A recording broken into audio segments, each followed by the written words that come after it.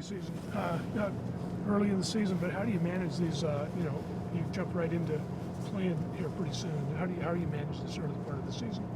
Yeah, it's very important that you're smart with how you build the group up. Obviously, it's been my 10th year in the league, so you learned a way of working in terms of building up the tactical piece, in terms of, obviously periodizing the players from a physical standpoint. So we have a way to build it up, and you got to, obviously build ideas, but then play a game, and obviously every game you play a little bit more. You can tell with my voice that I've been yelling a little bit. So it's been fun. 2 days in, and it's a good group, very good group. What's your initial impressions? You're saying you've had to communicate a lot, or? Yeah, that's just me. That's me. So, I'm all in, obviously, and when I coach and get in there, and there's some things that we need to teach these guys. It's not how to play the game, but how to play the way we want to play. And I think there's some things we're focusing on this week, attacking wise, and we'll build that into kind of a scrimmage and get them like 40 minutes, and then we'll flip to the defensive side, and we'll work defensively on those concepts and how they relate to our game model, and then we'll play a little bit more in a game, and then we'll go to the transitional piece, how we react when we lose the ball, and then also how we counterattack when we win the ball, and then we'll build into a game and play a little bit more. So that's kind of how we build it the first couple weeks, and then from there, it's about getting more and more minutes. It should look more and more like the way we want it, and we'll get a couple 90s in, before we head off to Panama. Is it going to be a lot different this, tactically, or you're talking about having to change things a little bit? Is it a little bit or a lot? Well, it depends on who's watching.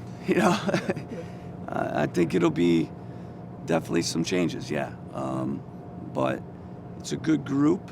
Generally speaking, they play in an aggressive way, which is good. I like their mindset on the defensive side. That they want to go and win the ball high. That's a good nature and a good habit. I think in general we can be, a little bit, I think, more organized in some ways defensively in how we go about that. Based on triggers and based on, a shape. And same thing in the attack. Can we have a shape and some clear rotations in how we, build our attack and how we create chances on goal. This team takes ownership. We have a bunch of leaders, a bunch of guys that want to win. The attitude's excellent. The energy and training has been as good as I've seen in a group. But I think there's some things to improve. But they're already taking those ideas on immediately. I thought we got better today, and I'm looking forward to tomorrow. It's step by step. It's like a grain in the hourglass. Eventually it adds up, though. How important is it to get off to a good start? I think you got 4 of the first 6 games are at home. So can you take advantage of that?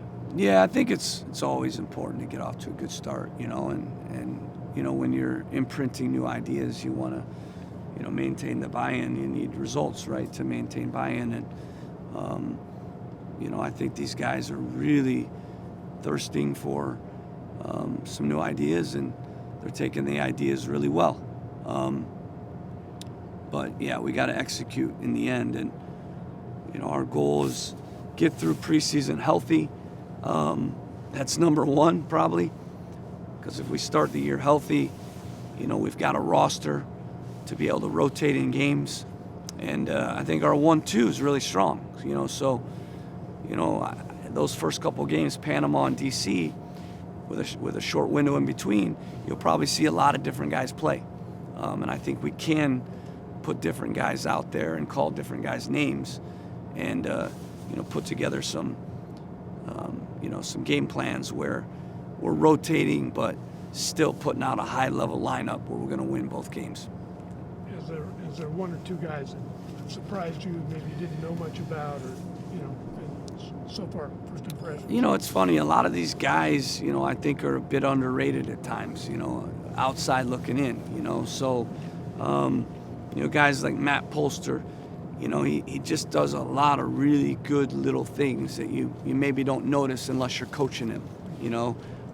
He's just such a steady Eddie and covers ground and wins balls. And Henry Kessler and David Romney are the same. They don't make many mistakes. They compete. They're very smart players. They don't do always the sexy thing, but they do the simple things, and they carry their lunch pail every single day and put a shift in. And I like that. So I think some of those guys really, for me, I've noticed. Carles, as good as I thought he was, he's even better than I thought. Tomas Chancalay, as good as I thought he was, he's even better than I thought. When you're in there, working with these guys, the level of those two guys is very high. You mentioned the energy. What's it been like for you just getting out, feeling that energy, leading a couple sessions? Because I know you've been away from it for a little bit. Yeah, it's great. It's, what brings me to life. It gives me a purpose. It's what I love to do. It's my calling, and it's nice to be out there with the guys and, feel their energy. And I love to build day by day in the preseason. I love that because, we're not focused on the opponent right now. We're focused on ourselves and being the best version of ourselves and just getting better, and every day is a lesson. Every day there's some improvement. It's not just the soccer tactically. It's the chemistry and the unity and the cohesion that we're building every single day. In the first meeting, I talked about the key things in any championship club, and it's the talent, but you don't need more talent, to win an MLS Cup. You need to have a better locker room, and your performance environment needs to be a top performance environment. So I think, we're trying to improve the performance environment. Can we have a top-class sports science department where we minimize injuries through our awareness of analytics and sports science? Can our game model, be more clear to help bring that, as I've said, 10 to 15% more? Can the locker room be even tighter? Teams I've had, were tight and they were unbreakable. So can we develop a unity where we take the pitch and we trust each other and we have each other's backs and we're fighting for each other and fighting for the supporters? So I think those are little things where you can make gains, and marginal gains in this league are a lot, so I'm enjoying it. I know since your presser, your staff has been announced, and you've got a nice balance. You've got Pablo and Blair coming with you, some of the other staff members, but then you've got Clint and Hitchie, who are both here. So how valuable do you feel like that kind of balance is of having some new ideas, but having a little bit of that stability and continuity? Yeah, it's important I always keep at least one guy. I think it's important to have some intel, a guy that's been here, a guy that knows the inner workings of everything, knows the players that, can help me kind of transition.